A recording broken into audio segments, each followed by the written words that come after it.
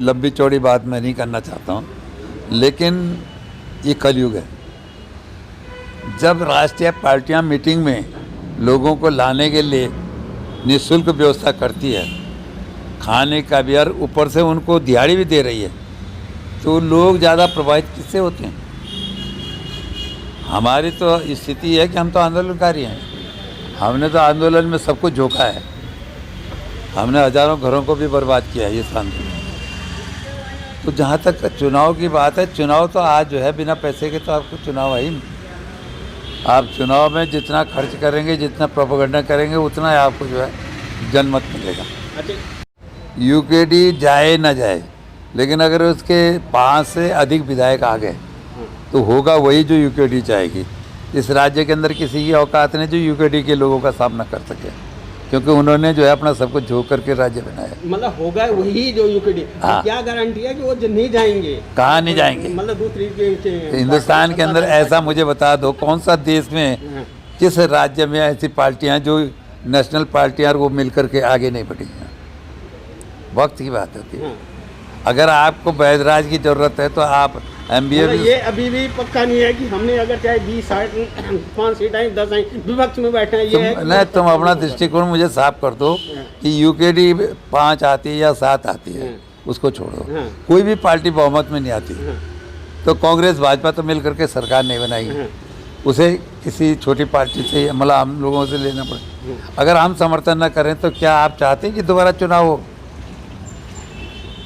इस राज्य को जो है, जो 48,000 करोड़ रुपए के कर्जे में डूब रहा हो, उसे दोबारा चुनाव में झोंक दें हम? बहुत सारी बातें हैं, एक ही बात कहने से कुछ नहीं बनती है। ये देखना पड़ेगा कि इस राज्य का हित किस में है, कोलेशन में है, सरकार बनाने में है, या सरकार गिराने में है, देखना पड़ेगा। जो हालात होंगे उस हालात के अनुसार हमको चलना भी पड़ेगा। हमें लोगों का भला देखना है कैसे होगा। और एक बात हम आपको बता दें कि हम नेशनल पार्टी नहीं हैं जो राष्ट्र की चिंता करेंगे। हम तो क्षेत्रीय पार्टी हैं, इसी राज्य के लिए लड़ेंगे और इसी के लिए जिएंगे, इसी के लिए मरेंगे। आज जो स्थिति इस राज्य की है और जो शासन जिस तरह चल रहा है और जिस तरह से हमारे कांग्रेस के महारथी अपनी बात कर रहे हैं ना, ये तमाम नेशनल पार्टियों के जो रुख है, मैं उस पर बात करूँ। हमारे यहाँ 10 साल कांग्रेस को सत्ता सौंपी पब्लिक ने और 10 साल भाजपा को। हालत यह है कि जिस मकसद के लिए राज्य को हमने बनाया था वो मकसद तो खो गया। आज स्थिति ये हो गई हमारी कि हमारे जो प्रवास में लोग रहते थे, थोड़ा बहुत अपनी आजीविका चलाते थे छोटी मोटी, वो वहाँ से निकल करके जब घर आए अपने कोरोना में, जब कोरोना में वो घर आए, हमारी सरकार आज तक उनको व्यवस्थित करने का कोई काम नहीं कर पाई। ये एक मौका था इस समय कि हमारे लगभग जो लाखों लोग जो हैं बाहर चले गए हैं, वो अगर इस राज्य को सजाने संभालने में भागीदारी करते तो शायद राज्य का जो सपना था वो हम साकार करने में कहीं सफल होते। मैंने मुख्यमंत्री जी से भी कहा कि अच्छा होता कि तुम इस समय इन लोगों की व्यवस्था करते। अरे कुछ नहीं कर सकते तो कम से कम बेरोजगारी भत्ता तो दे दें बेचारों को। बाल बच्चे हैं उनके, सब कुछ है, अब नौकरी भी नहीं है, घर में भी खेती बाड़ी ख़त्म हो चुकी है, तो क्या करेंगे?